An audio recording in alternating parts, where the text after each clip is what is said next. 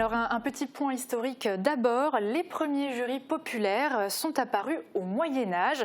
Dans la forme actuelle, eh bien, c'est plutôt vers la Révolution française. Les citoyens en ont marre du droit monarchique et des jugements arbitraires assez courants à l'époque. Aujourd'hui, ce format est encore d'actualité, si ce n'est que les femmes ont dû attendre 1944 avant de pouvoir en faire partie. Et je précise aussi que cela reste un devoir de citoyen. Eh bien, merci pour cette piqûre de rappel. Mais alors concrètement, être juré, ça se passe comment?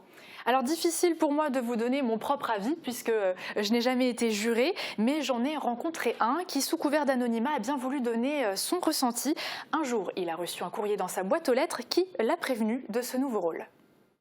Alors j'étais surpris parce qu'effectivement il y a très peu de monde qui est tiré au sort et en même temps excité parce que c'est quelque chose que peu de personnes peuvent faire et moi c'est quelque chose qui m'intéresse réellement. Ça m'a toujours un peu intrigué puisqu'on est dans une société où on juge très facilement les gens avec des brèves d'informations, des petits fragments, et d'assister à un jugement complet, ça permet de voir les choses sous un autre angle et c'est vraiment ça qui m'intéresse.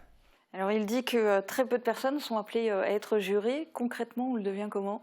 Alors, d'après le Code de procédure pénale, il faut entre autres être âgé d'au moins 23 ans, être citoyen français, savoir lire et écrire, ne pas avoir un casier judiciaire mentionnant une condamnation pour crime ou délit, bien sûr. On ne peut pas être juré aussi si on est par exemple fonctionnaire, si on est élu ou bien militaire ou policier actif. Ce sont des fonctions en fait jugées incompatibles. Après cela, il reste quand même pas mal de citoyens qui sont encore éligibles. Et si je ne me trompe pas, si je ne dis pas de bêtises, il me semble qu'à un moment, il y a les listes électorales qui entrent en jeu. Oui, c'est tout à fait ça. En fait, le premier tirage au sort des jurés s'effectue à partir des listes électorales en mairie, généralement au mois de juin. Les personnes sélectionnées reçoivent ensuite un premier courrier explicatif sur la procédure, mais ce n'est que le tout début. En fait, au fur et à mesure, jusqu'au premier jour d'audience, des tirages au sort vont venir au fur et à mesure affiner la sélection de jurés et récuser, alors récuser c'est-à-dire refuser, ceux qui ont par exemple des motifs impérieux, des incapacités, etc. De 800 candidats prévus sur la liste annuelle, on va vraiment passer à 35 jurés titulaires et 10 suppléants qui pourront être présents sur 4 à 5 affaires. Et pour chaque début d'affaire, encore une fois, il y a un tirage au sort qui est effectué, ce qui permettra d'arriver à un total de 6 jurés titulaires et 3 suppléants. Finalement, vous pouvez, avec le fruit du hasard, ne jamais participer au jury. Mais c'est quand même un sacré processus, hein. C'est clair, c'est bien loin d'être évident. Je vous propose d'écouter à nouveau notre juré mystère qui s'est posé beaucoup de questions au départ. Alors mes premiers questionnements, c'est de savoir quel type d'affaires j'allais pouvoir juger. Sur le déroulé, j'avais des interrogations, savoir si je vais assister à toutes les audiences, sur quel principe je peux être récusé, et tout simplement le fonctionnement et le déroulement des audiences, l'ordre chronologique, j'en ai aucune idée à l'heure actuelle. Alors on va tenter de répondre à tout ça. Il s'est d'abord posé la question sur quel principe peut-il être récusé? Eh bien lorsqu'il y a conflit d'intérêts. C'est bien simple, même après les différents tirages au sort, le juré peut encore avoir un lien quelconque avec le ou les accusés ou alors sa profession ou sa situation personnelle, rendre compliqué le jugement. Ça se passe le premier jour de la session et ça s'appelle une audience de révision. Ensuite, il ne va pas forcément assister à toutes les affaires. Là encore, il est question de tirage au sort, le fameux. En revanche, il doit bien assister à toutes les audiences et délibérations sur l'affaire pour laquelle il a été sélectionné. Le temps de présence va varier entre quelques jours à plusieurs semaines parfois, selon le dossier. Et puis, quel type d'affaire? Eh bien, je rappelle quand même que c'est la cour d'assises. Alors, on ne va pas avoir affaire à un vol de scooter, hein. Ce sont surtout de gros dossiers très lourds. Ça va être des vols, des meurtres, des viols, des agressions aggravées, ce genre de choses. Et notre juré dans tout ça, comment ressent-il tout cela? Alors forcément, c'est des sentiments qui vont être compliqués parce que c'est des choses que je vais devoir gérer seul émotionnellement, sans en parler à mes proches, sans en parler à ma femme. Ça peut être difficile, je serai face à moi-même en fait, je jugerai de façon impartiale et ça peut être compliqué parce que j'aime bien avoir l'avis des autres et en l'occurrence ça sera mon propre avis. J'espère être prêt émotionnellement à faire face à ça. Bon, mais j'espère quand même qu'il ne va pas être livré à lui-même, qu'il va être encadré. Oui, bien sûr. Tout au long du processus, il y a un accompagnement. En fait, dès le premier jour, il y a une formation qui est dispensée. On va leur expliquer leur mission, leur rôle et lever déjà les premières inquiétudes.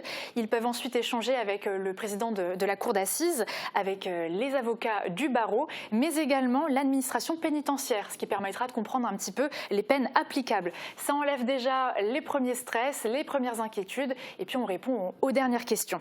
Il faut savoir aussi que le président de la cour d'assises est très à l'écoute des jurés, va les accompagner, va répondre aussi aux sollicitations et en cas de réels soucis, le juré titulaire va pouvoir être remplacé. C'est à ça que servent aussi les suppléants.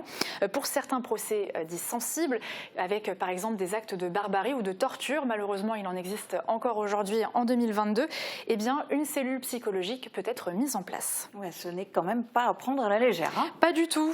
Devenir juré, ça peut s'avérer difficile, notamment pendant justement les audiences et délibérations, parce qu'il faut être très attentif, prendre beaucoup de notes et être alerte sur chaque petit détail pendant le déroulé du procès.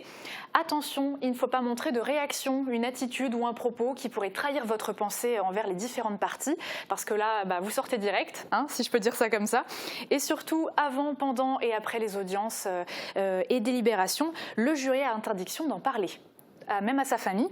Mais quand même, on n'est pas dans des, ils sont pas enfermés dans des hôtels Non, d'un jour à l'autre, ils rentrent chez eux. Hein. C'est ça, mais oui. il n'a pas le droit de parler de ce qui s'est passé pendant la délibération ou même de parler du vote. Ça c'est clair.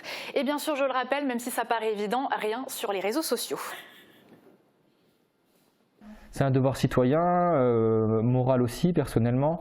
Et voilà, ça me tient à cœur. On a en France une justice qui est bien en place et je suis content de pouvoir mettre ma pierre à l'édifice. Et il fait bien de rappeler que c'est un devoir citoyen. Il faut savoir que sauf motif impérieux, donc obligation professionnelle, un problème de santé quelconque, la personne qui refuse d'être jurée encourt 3 750 € d'amende. D'ailleurs, les employeurs sont obligés de vous laisser ce temps de disponibilité. Vous allez alors bénéficier d'indemnités, notamment pour vos déplacements. Et la justice peut également prendre en charge le manque à gagner dans votre salaire. Il faut savoir aussi qu'on ne peut pas être juré 2 fois en 5 ans. Donc en fait, on a un délai de 5 ans, mais on peut être juré plusieurs fois dans sa vie. Mais aussi, depuis 2019, il me semble, on expérimente des cours sans juré. C'est ça. Ça va être pour certains types d'affaires. Les procès vont être jugés seulement par des magistrats professionnels, soit le président et 4 assesseurs. Cela touche surtout les crimes qui encourent une peine de 20 ans de réclusion criminelle, et ce, quand le ou les accusés sont majeurs, et quand c'est en première instance. Ça va toucher par exemple les infractions sexuelles, violences ayant entraîné la mort sans intention de la donner. Cela permet déjà d'éviter beaucoup de contact avec la population qui peut être très affectée par ce genre de dossier, mais surtout d'accélérer la justice. On peut parfois accélérer de 6 mois, donc c'est quand même énorme. Je rappelle donc que pour notre secteur, il s'agit de la cour d'assises de Metz. Donc si vous êtes juré, ça sera là-haut. Et comme vous avez pu le constater dans cette chronique, ce n'est pas du tout comme on peut le voir dans les séries télé ou comme on pourrait l'imaginer, c'est très différent. D'ailleurs, on a eu des nouvelles de notre juré mystère. Pour ce nouveau rôle, la frustration était de mise. Pourquoi ? Parce qu'à aucun moment, il n'a été sélectionné pour être juré. Bon, si quelqu'un veut nous raconter sous couvert d'anonymat, pourquoi pas, ça serait intéressant de revenir dessus. En tout cas, merci Uranie déjà pour toutes ces explications.